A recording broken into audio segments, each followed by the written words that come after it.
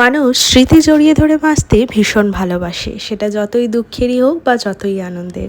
আমাদের আজকের ভিডিওটাও সেরকমই কিছু কিছু স্মৃতিকে এক জায়গায় করে তোমাদের সামনে নিয়ে এলাম।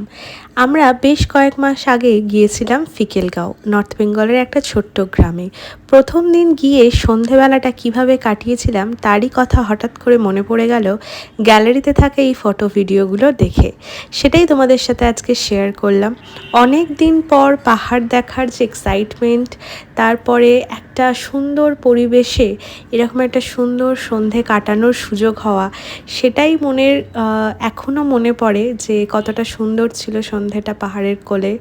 আর সুন্দর মিষ্টি গান শোনা, গান গাওয়া, তারপরে এরকম একটা ওয়েদারে, ঠান্ডা ঠান্ডা ওয়েদারে এনজয় করা, সেটা তো সৌভাগ্যের ব্যাপার।